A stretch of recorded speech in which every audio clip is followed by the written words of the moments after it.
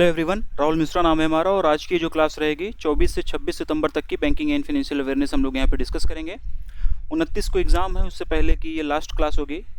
ठीक है, और ऑलमोस्ट सारी चीज़ें लगभग कवर करा दी गई हैं आप लोगों को। 2 दिन का और रह रहा था, तो मैं आपको ये क्लास में उन 2 दिनों का हम लोग यहाँ पे डिस्कस करेंगे। ठीक है, देखो पहला क्वेश्चन क्या कह रहा है। Ministry of labour and employment has recently increased the provident fund withdrawal limit from ₹50,000 to what amount। ठीक है, क्वेश्चन क्या कह रहा है। श्रम एवं रोजगार मंत्रालय ने हाल ही में जो भविष्य निधि निकासी की सीमा थी उसको 50,000 रुपये से बढ़ाकर कितने रुपए कर दी है, ये इसमें पूछा गया है। ठीक है, ऑप्शंस आप लोगों के सामने दिए गए हैं। सही उत्तर इसका हो जाएगा 1 lakh, option number B. Question अच्छा है ये। ठीक है, ऑप्शन नंबर बी 1 लाख रुपए जो है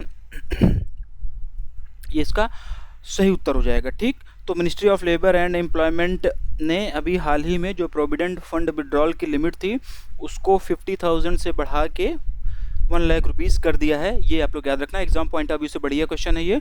थोड़ा सा टू दी पॉइंट जब चीज़ों को समझते हैं, फैक्चुअल चीज़ें समझते हैं, डाटा बेस्ड चीज़ें थोड़ा सा समझते हैं, जिस जहाँ से क्वेश्चन बनने के चांसेस हैं। एक तो डायरेक्ट क्वेश्चन ऐसे ही बन जाएगा, बाकी जो चीज़ें बता रहा हूँ यहाँ से भी क्वेश्चन बन सकता है।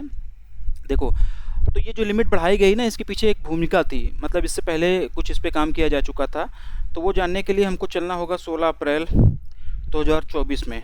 ठीक है, 16 अप्रैल 2024 में ईपीएफओ ने 16 अप्रैल 2024 को ईपीएफओ ने एक सर्कुलर रिलीज किया था और उस सर्कुलर में मेडिकल ट्रीटमेंट से संबंधित जो ऑटो क्लेम के लिए पीएफ पार्शियल विड्रॉल लिमिट होती है उसको 50,000 रुपये से बढ़ाकर 1 लाख रुपये कर दिया था।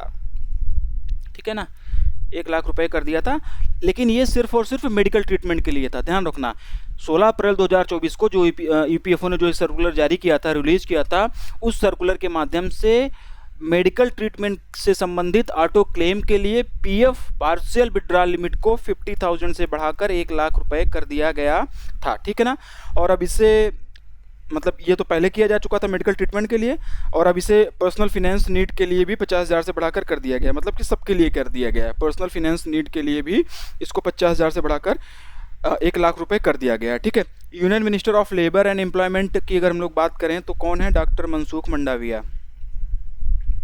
ठीक है ना, डॉक्टर मनसुख मंडाविया जी जो हैं वो union minister of labour and employment हैं। तो इन्होंने अभी हाल ही में ये लिमिट बढ़ाने की घोषणा की हुई थी, और मालवीया जी ने ये भी घोषणा की थी कि अगर आपकी नई जॉब है तो विदिन 6 मंथ यानी कि 6 महीने के भीतर, ठीक ना, अगर नई जॉब है तो 6 महीने के भीतर ही आप जो है पीएफ अपना विड्रॉल कर सकते हैं। अभी तक ऐसा नहीं होता था। ठीक है ना, पहले क्या होता था कि पीएफ निकालने के लिए थोड़ा इंतज़ार करना पड़ता था, वेट करना पड़ता था, लेकिन अब ऐसा नहीं है। 6 महीने के भीतर ही जो है आप अपना पीएफ को जो है विड्रॉ कर सकते हैं। साथ ही साथ में मंत्री जी ने ये भी कहा हुआ था कि गवर्नमेंट ऑफ इंडिया जो है वो ईपीएफओ ऑपरेशंस को और ज़्यादा इम्प्रूव करने की दिशा में भी काम कर रहा है। एक नया डिजिटल फ्रेमवर्क लाया जाएगा इसके लिए, अपडेटेड गाइडलाइन भी जल्दी देखने को मिलेंगे। ठीक है ना, तो अभी इसमें और भी चेंजेस होंगे, तो वो जब आगे होंगे तब हम लोग उसको क्लासेस में पढ़ेंगे। तो ये भी इन्होंने मतलब ये इन्फॉर्मेशन दी हुई है। ठीक है, ईपीएफओ पे करंट इंटरेस्ट रेट क्या है ये मैं भूल गया हूँ। आपका एग्ज़ाम है, आपकी तैयारी अच्छी होगी ऐसी मैं उम्मीद कर रहा हूँ, तो आप मुझे कमेंट कर बता दो। साथ ही साथ में केसीसी का देख लेना, किसान विकास पत्र का भी देख लेना, ये सब मैं भूल गया हूँ पढ़ाने के टाइम पे, मुझे कुछ याद नहीं आ रहा है, तो ये आप लोग मुझे कमेंट करके बता देना। ठीक है, ईपीएफओ पे करंट इंटरेस्ट रेट क्या है ये आप लोग कमेंट कर बताओगे। नैतिक जिम्मेदारी ये आप लोगों की बन जाती है। ठीक, तो ये जो 50,000 वाली लिमिट थी ना, देखो नॉर्मल कंडीशन में देखो यार 50,000 रुपीज़ कम ही होते हैं, बहुत ज़्यादा होते नहीं है। 50,000 वाली ये जो लिमिट थी ये ईजिली जो लोगों के बेसिक एक्सपेंसेस होते थे ना, अब जैसे एक बार मेडिकल ट्रीटमेंट में एक बार एडमिट करा लिए और थोड़ा सा हल्का सा भी सीवियर चीज़ें कुछ हो गई तो 1,00,000, 1.5 लाख, 2 लाख तो ऐसे ही बन जाना है। अब ये तुम लिमिट रखे हो 50,000 रुपये का, तो फिर क्या ही मतलब बन रहा है। ठीक है ना, तो इन सबको कवर करने के लिए जो 50,000 वाला अमाउंट था ना, ये सफिशिएंट होता नहीं था, तो इसको इसीलिए जो है ना ये लिमिट बढ़ाने का फैसला किया गया और इसको बढ़ा के 1 लाख किया गया। सरकार ने यानी कि गवर्नमेंट ऑफ इंडिया ने इस चीज़ की भी प्लानिंग कर रही है कि जो इनकम थ्रेशोल्ड है मैंडेटरी प्रोविडेंट फंड कंट्रीब्यूशन के लिए उसको भी बढ़ाया जाए। अभी वर्तमान में जो एम्प्लॉयज़ 15,000 रुपये अभी वर्तमान में जो एम्प्लॉयज़ 15,000 रुपये तक अर्न करते हैं उनके लिए पीएफ कंट्रीब्यूशन ये जो है लगभग अनिवार्य ही होता है, लेकिन इसकी लिमिट अब बढ़ाई जाएगी। इसके साथ साथ में जो ईएसआईसी के लोग होते हैं, ईएसआईसी, इसके साथ साथ जो ईएसआईसी की थ्रेशोल्ड लिमिट है जो कि अभी वर्तमान में 21,000 रुपये है, ठीक है ना, इसको भी बढ़ाने का फैसला किया जा रहा है गवर्नमेंट ऑफ इंडिया के द्वारा, ठीक है ना। तो ये भी आप लोग याद रखना। ईएसआईसी आप लोग समझते होंगे, एम्प्लॉय स्टेट इंश्योरेंस कॉर्पोरेशन, काम वाम करते होंगे, थोड़ा बहुत तो पता होगा, ईएसआई वगैरह कटता है ना, जैसे कंपनीज वगैरह में फिर किसी का पीएफ कटता है, ये सब अलग चीज़ें हैं। उस डायरेक्शन में अगर आपको पता है तो ठीक है, नहीं तो उधर जाने की जरूरत नहीं है, वो अपने एग्जाम के लिए उतना ज़रूरी नहीं है। जो चीज़ें बताई जा रही हैं ये सब याद रखो, बाकी काम आपका मैं करा दूंगा यहाँ से, ठीक है ना। तो जो एम्प्लॉयज़ प्रोविडेंट फंड, थोड़ा सा एम्प्लॉयज़ प्रोविडेंट फंड के बारे में हल्का सा जान लेते हैं। Employees provident fund and miscellaneous provision act 1952, ठीक है ना, ये एक्ट है और इसके तहत में वे कंपनियां जिनके पास में 20 या 20 से ज़्यादा 20 या 20+ एम्प्लॉयज़ हैं, ठीक है ना, उनको पीएफ में कंट्रीब्यूट करना मैंडेटरी है। इसके तहत में एटलीस्ट 12%, इसके तहत में एटलीस्ट यानी कि कम से कम 12% जो है एम्प्लॉय की सैलरी से डिडक्ट किया जाता है, और इतना ही अमाउंट यानी कि 12% अमाउंट ही जो है वो कंपनी बियर करती है, कंपनी अपनी तरफ से देती है, पीएफ अकाउंट में जमा करती है, ठीक है ना। ये तो रूल है जो रूल कह रहा है, लेकिन एक्चुअल सिनेरियो अलग है। अगर आप लोगों ने जॉब किया होगा ना तो पीएफ वो कंपनियाँ देती नहीं है, एम्प्लॉय की सैलरी से ही काट के वो ना उधर दिखा उखा देती हैं, उधर मतलब झोल झाल करके ना अपना काम कर लेती हैं, लेकिन ये रूल है, तो ये भी आप लोग जानना। बस ये चीज़, ये क्वेश्चन यहीं पे ख़त्म होगा। ईपीएफओ की यहाँ पे हम लोग बात किए थे। ईपीएफओ का हेडक्वार्टर जो है वो न्यू दिल्ली में हो जाएगा, नई दिल्ली में ईपीएफओ का हेडक्वार्टर हो जाएगा। नीलम सामी राव ये इसके सीईओ हो जाएंगे। इस्टेब्लिशमेंट ईयर 1952 हो जाएगा, ठीक है ना। तो ये क्वेश्चन यहीं पे ख़त्म हो रहा है, आगे बढ़ते हैं। 2 new credit card Ashwa and Mayura has recently been launched by which bank. हाल ही में किस बैंक ने 2 नए क्रेडिट कार्ड लॉन्च किए हुए हैं अश्व और मयूर नाम से, ठीक है। इसका जो सही उत्तर हो जाएगा IDFC First Bank, option number B. इतना याद रखो, Ashwa and Mayura, IDFC First Bank. इससे ज़्यादा और इसमें कुछ पूछा नहीं जाएगा एग्जाम पॉइंट ऑफ व्यू के लिए, इतना भी एग्जाम पॉइंट ऑफ व्यू से इतना भी ज़्यादा जरूरी ये नहीं है, ठीक है ना। बाकी कार्ड के फीचर वगैरह ये इंपॉर्टेंट नहीं होते हैं एग्जाम पॉइंट ऑफ व्यू से, तो यहाँ पे हम लोग पढ़ेंगे भी नहीं, कोई ज़रूरत नहीं है। वो कार्ड के फीचर क्या है, क्या क्या चीज़ें दी जा रही हैं, उससे कोई मतलब नहीं है। हमको कार्ड वार्ड थोड़ी बेचना है यार, हमको तो अगर पूछा जाएगा तो ये इसे पूछ लिया जाएगा डायरेक्ट किसने लॉन्च किया। अब नया चेंज कर दे आईबीपीएस तो अलग बात है, लेकिन अभी तक का जो सिनेरियो रहा है वो यही रहा है। आईडीएफसी फर्स्ट बैंक की हम लोग यहाँ पर बात कर रहे हैं, तो इसका टैगलाइन क्या हो जाएगा, ऑलवेज यू फर्स्ट, ठीक है ना, ये इसकी टैगलाइन हो जाएगी। मुंबई महाराष्ट्र में इसका हेडक्वार्टर हो जाएगा। वी वैद्यनाथन इसके एमडी एंड सीईओ हैं, और वी वैद्यनाथन जी को 3 साल का सर्विस एक्सटेंशन और दे दिया गया है, यानी कि 14 दिसंबर 2024 से 18 दिसंबर 2027 तक 3 सालों के लिए इनका कार्यकाल बढ़ा दिया गया है। तो ये भी पूछा जा सकता है। ये क्वेश्चन यहीं पे खत्म होगा। ऑप्शन में जो बैंकें दी गई, headquarter, tagline, MD and CEO, establishment year, ये हर क्वेश्चन के साथ याद करना, रिकॉल करना आपकी नैतिक जिम्मेदारी का एक हिस्सा बनता है। आगे बढ़ते हैं। How much amount of loan has recently been approved by the Asian Development Bank for the climate adaptive community based water harvesting project in Meghalaya to improve water resources management, access to water and community resilience to the effort of the climate change in the state। क्या कह रहा है question ये कह रहा है कि मेघालय में जल संसाधन प्रबंधन तक पहुंच और राज्य में जलवायु परिवर्तन के प्रभावों के प्रति सामुदायिक तन्यता में सुधार के लिए जलवायु अनुकूली समुदाय आधारित जल संचयन परियोजना के लिए एशियाई विकास बैंक द्वारा हाल ही में कितनी राशि का लोन जो है दिया गया है, ये इसमें पूछा गया है। तो भैया ये क्वेश्चन है लोन अमाउंट का, और अगर आप पेड यूजर्स और पेड क्लासेस में पढ़ रहे हो तो आपको जो कंसोलिडेटेड लोन अमाउंट की पीडीएफ दी गई थी उसमें ये इंक्लूडेड नहीं था, ठीक है ना। तो ये उसमें इंक्लूड कर लेना, क्योंकि आपसे बताया गया था उस टाइम पे कि जब नए चीज़ें आएंगी तो आपको पढ़ाई जाएंगी। तो अभी इतना टाइम है नहीं कि वो पीडीएफ बना के दें, 2 दिन का टाइम है, तो उसी वाले पीडीएफ में ये भी आप लोग ऐड ऑन कर लेना। सितंबर महीने में ये लोनिंग का क्वेश्चन आया हुआ है, तो इंपॉर्टेंट बन रहा है एग्जाम पॉइंट ऑफ व्यू से, ठीक है ना। इसका आंसर जानते हैं, सही आंसर हो जाएगा इसका 50 मिलियन यूएसडी, ठीक है, 50 million USD. Option number A is the right answer. Loan amount वाला क्वेश्चन है, मैंने बता दिया, तो वो सब चीज़ें आपको पता हो गई हैं। देखो लोन अमाउंट के क्वेश्चन में याद क्या क्या करना होता है। सबसे पहले तो आपको प्रोजेक्ट का नाम याद करना होता है। तो यहाँ पे प्रोजेक्ट का क्या नाम है, ये प्रोजेक्ट का नाम याद कर लेना आप लोग, ठीक है ना भैया। ये प्रोजेक्ट का नाम याद कर लेना, climate adaptive community based water harvesting project, ये प्रोजेक्ट का नाम हो गया। लोन अमाउंट कितना है ये भी याद करना होता है। तो ये 50 मिलियन USD का लोन अमाउंट है। किसने दिया है ये भी याद करना होता है। तो एशियन डेवलपमेंट बैंक ने दिया है। किसको दिया है ये भी याद करना होता है। तो गवर्नमेंट ऑफ मेघालय को दिया है, ठीक है ना। क्यों दिया है ये भी याद करना होता है। तो ये क्वेश्चन में ही दे दिया गया है कि क्यों दिया गया है। ये यहाँ से लेके यहाँ तक ये सब क्वेश्चन में पूरा दे दिया गया है कि ये लोन क्यों दिया गया है। क्यों दिया गया है, to improve water resources management, access to water, community resilience to effort to the effect of climate change in state, यानी कि मेघालय में वाटर रिसोर्स मैनेजमेंट को इम्प्रूव करने के लिए, वाटर की एक्सेसिबिलिटी को बढ़ाने के लिए, कम्युनिटी रेजिलियंस के लिए, इन सारी चीज़ों के लिए ये लोन दिया गया है। तो ये चीज़ें हर लोन अमाउंट में आप लोग याद किया करो। इसको मैंने इस तरीके से क्वेश्चन फ्रेम कर दिया है मैंने। डायरेक्ट ये प्रोजेक्ट का नाम दे देते और इस प्रोजेक्ट के लिए कितना लोन दिया गया है, इस तरीके से भी पूछ सकते थे। तो ना आपको 2 कदम आगे चलना है तो 1 कदम पीछे भी आना है। दोनों तरीके से सोचते हुए चलते रहना है कि IBPS किस तरीके से सोच सकता है, ठीक है ना। तो इस तरीके से भी क्वेश्चन फ्रेम हो सकते हैं, ये चीज़ आप लोग याद रखना।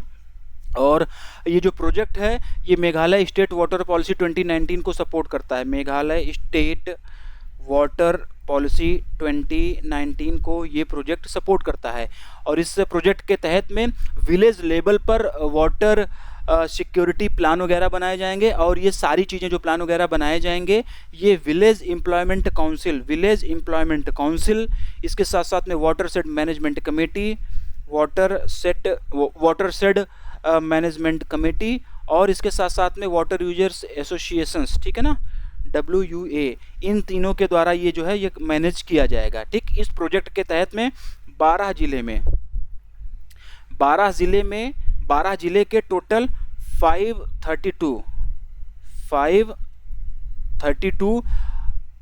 12 जिलों में total 532 water storage facility provide की जाएंगी, वाटर स्टोरेज फैसिलिटीज़ अवेलेबल कराई जाएंगी। और इस प्रोजेक्ट के तहत में एटलीस्ट 3000 हेक्टेयर, ठीक ना, at least 3000 hectare command area develop किया जाएगा, जिससे कि किसानों को रिलायबल इरिगेशन एरिया प्रोवाइड किया जा सके। ठीक है, और इसके साथ साथ में, इन सारी चीज़ों के साथ साथ में गारो, जैंटिया लिख रहा हूँ मैं, PDF में तो सब दिया है। PDF आपको अवेलेबल ऑलरेडी कराई जा चुकी है, आज ही PDF मैंने अवेलेबल करा दिया। 00 हो गया है, 26 तक की PDF भी मिल गई आपको, 26 तक का वीडियो क्लास भी मिल गया। ठीक है ना, फिलहाल वापस आते हैं क्वेश्चन पे। गारो, जैंटिया और खासी ये रीजन है, क्षेत्र है, जगह के नाम है।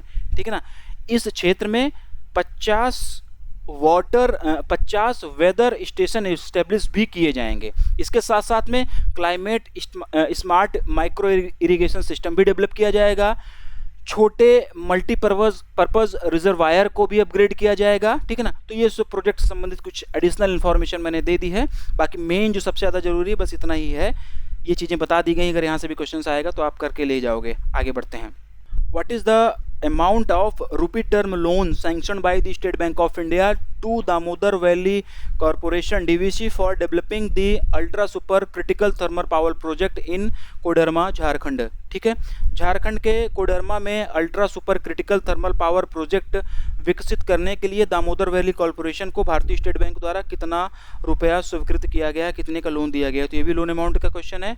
इसका जो आंसर हो जाएगा 10,050 करोड़ रुपए, option number C. Option number C is the right answer. 10,050 crore rupees इतना दिया गया है। ठीक है, अब ये जान लो कि किसके द्वारा दिया गया है, स्टेट बैंक ऑफ इंडिया के द्वारा दिया गया है।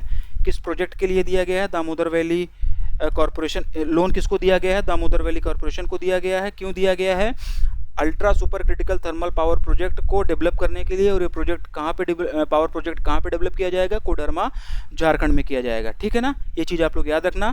लोन अमाउंट का क्वेश्चन ना, कि किसको लोन दिया गया, कितना लोन दिया गया, क्यों दिया गया, किसके द्वारा दिया गया, प्रोजेक्ट का नाम क्या है, ये सब कुछ आप लोगों को याद होना चाहिए। और इसके तहत में 1600 मेगावाट कैपेसिटी का पावर प्रोजेक्ट जो है वो लगाया जाएगा। आगे बढ़ते हैं। As per the S&P Global inauguration edition of the report titled India Forward Emerging Perspectives, what is India's projected GDP for the financial year 2024? S&P Global की रिपोर्ट के अनुसार, रिपोर्ट की S&P ग्लोबल की report India forward emerging perspective के उद्घाटन संस्करण के अनुसार वित्त वर्ष 2024 के लिए भारत की अनुमानित जीडीपी क्या है। तो ये क्वेश्चन भैया जीडीपी का फिर से आपके सामने आ गया, और जीडीपी की जो अपडेटेड पीडीएफ आप लोगों को प्रोवाइड कराई गई थी एग्जाम के लिए, उसमें भी अपडेट कर लेना। जीडीपी का सितंबर में ये अपडेट आया हुआ, तो ये क्वेश्चन इंपॉर्टेंट बनता है, ठीक है ना, तो वो देख लेना आप लोग, ठीक है। हालांकि जीडीपी की पीडीएफ जिसको चाहिए होगी ऐप डाउनलोड करेंगे, अगर कोई यूट्यूब पे देख रहा है फ्री क्लासेस में, तो ऐप में इसको ई बुक वाले सेक्शन में फ्री में मैंने कर दिया है, मतलब है, आप लोग देख सकते हैं फिलहाल। तो ये इसका जो उत्तर हो जाएगा, इसका उत्तर हो जाएगा 8.2% ऑप्शन नंबर बी, ठीक है ना। 8.2% ऑप्शन नंबर बी जो है वो इसका सही उत्तर हो जाएगा। तो S&P ग्लोबल ने अभी हाल ही में एक रिपोर्ट अपनी जारी की थी। किस नाम से रिपोर्ट जारी की थी? इस नाम से रिपोर्ट जारी की थी। और ये जो रिपोर्ट आई हुई है उसका ये इनॉग्रल एडिशन है, यानी कि पहला है, उद्घाटन किया गया, मतलब ये रिपोर्ट पहली है अपनी। अब इस तरीके की रिपोर्ट हर साल आती रहेंगी, तो इसके हिसाब से जो भी होगा जीडीपी प्रेडिक्शन जो भी होगा, जो भी इस रिपोर्ट में डाटा आता है वो देते रहेंगे। तो ये इनॉग्रल एडिशन है, यानी कि इस रिपोर्ट का पहला संस्करण आया, और इस संस्करण के इस रिपोर्ट के अनुसार फाइनेंशियल ईयर 2024 के लिए इंडिया की जीडीपी 8.2% रहने का अनुमान है। कन्फ्यूज़न बिल्कुल मत करना, फाइनेंशियल ईयर 2024 इंडिया की जीडीपी 8.2% अनुमानित है, और इसी रिपोर्ट में फाइनेंशियल ईयर 2025 के लिए भी इंडिया की जीडीपी का अनुमान लगाया गया है, वो 6.8% है। ठीक है ना, ये चीज़ आप लोग याद कर लेना। और इसके साथ साथ में ये जो रिपोर्ट आई है, इस रिपोर्ट में ये भी कहा गया है कि 6.7% के प्रोजेक्टेड एनुअल ग्रोथ के हिसाब से फाइनेंशियल ईयर 30-31 तक इंडिया जो है दुनिया की थर्ड लार्जेस्ट इकोनॉमी बन जाएगी। तो ये क्वेश्चन भी बन सकता है भैया, ये भी याद कर लेना, ठीक ना। कौन से ईयर तक? फाइनेंशियल ईयर 30-31 तक इंडिया क्या बन जाएगी? दुनिया की थर्ड लार्जेस्ट इकोनॉमी बन जाएगी। और प्रोजेक्टेड ग्रोथ इस दौरान पे क्या रहने का अनुमान है? 6.7%। ये क्वेश्चन अलग है, ये क्वेश्चन अलग है, दोनों का डिफरेंस समझना। डायरेक्ट प्रेडिक्शन किया गया है, फाइनेंशियल ईयर 2024 के लिए 8.2% रहने का अनुमान है, फाइनेंशियल ईयर 2025 के लिए 6.8% रहने का अनुमान है। लेकिन जो इंडिया ये जर्नी तय करेगी अपना थर्ड लार्जेस्ट इकोनॉमी बनने का, जिसमें कि फाइनेंशियल ईयर 30-31 तक इंडिया जो है थर्ड लार्जेस्ट इकोनॉमी बढ़ जाएगी, इस दौरान जो है इंडिया 6.7% के प्रोजेक्टेड एनुअल ग्रोथ के हिसाब से सालाना इस हिसाब से ग्रो करेगी, तब जाके ये बन पाएगी, ये इसमें कहा गया है। कुछ एक डाटा और हैं, वो बहुत ज़्यादा इंपॉर्टेंट मुझे लगे नहीं एग्जाम पॉइंट ऑफ व्यू से, तो उसको मैं छोड़ रहा हूँ, आगे बढ़ते हैं। Which company has recently got the approval from the RBI for merger itself with Aditya Birla finance? किस कंपनी को हाल ही में आदित्य बिरला फाइनेंस के साथ में विलय के लिए आरबीआई से मंजूरी मिल गई है? ठीक है, और इसका जो सही उत्तर हो जाएगा आदित्य बिरला कैपिटल, यानी कि भैया आदित्य बिरला कैपिटल और आदित्य बिरला फाइनेंस, इन दोनों का मर्जर होने जा रहा है, और इन दोनों के मर्जर के लिए आरबीआई से इनको अप्रूवल मिल गया है। ये कहानी यहीं पे ख़त्म हो जाएगी। ये दोनों मर्ज हो जाने के बाद में एक एनबीएफसी, लार्ज एनबीएफसी, बड़ी एनबीएफसी का ये निर्माण करेंगे। आज की क्लास यहीं पर ख़त्म होगी, ठीक है। हम लोगों ने 26 तक का जितना भी बैंकिंग एंड फाइनेंशियल अवेयरनेस था वो डिस्कस कर लिया। इसकी पीडीएफ भी आप लोगों को अवेलेबल करा दी गई है। अब हमारी आपकी मुलाकात 29 तारीख को ही हो पाएगी शायद, उससे पहले आप कंटेंट 27 और 28 दो ही दिन बचा है, 2 दिन आप इधर उधर से कहीं से देख लेना, और मुझे चांसेस नहीं है कि 27 और 28 का पूछा जाएगा, फिर भी मैं सजेस्ट करूंगा कि इधर उधर से कहीं से देख लेना, ठीक है ना। तो ये क्लास यहीं पे ख़त्म हो रही है। सभी को ऑल द बेस्ट, सभी लोग अच्छे से पेपर देना। मेमोरी बेस्ड पेपर आप लोग मुझे व्हाट्सअप, मेरा नंबर नीचे देखो चल रहा है, नहीं तो डिस्क्रिप्शन में जाके देखोगे, वहाँ पे है। सारे लोग, चाहे आप IBPS PO clerk, RRB PO clerk वाले हो, जो भी एग्ज़ाम आपका 29 तारीख को, स्केल 2 वाले हो, एग्रीकल्चर ऑफिसर वाले, स्केल 3 वाले, सभी लोग मेमोरी बेस्ड क्वेश्चन ज़रूर भेजना। इससे होता क्या है कि हमको अपना कंटेंट और ज़्यादा बेहतर करने में मदद मिलती है, जिससे कि मैं आप लोगों को नेक्स्ट ईयर और अच्छा और अपग्रेडेड कंटेंट अवेलेबल करा पाऊँ। फिर से आप सभी लोगों को ऑल द बेस्ट।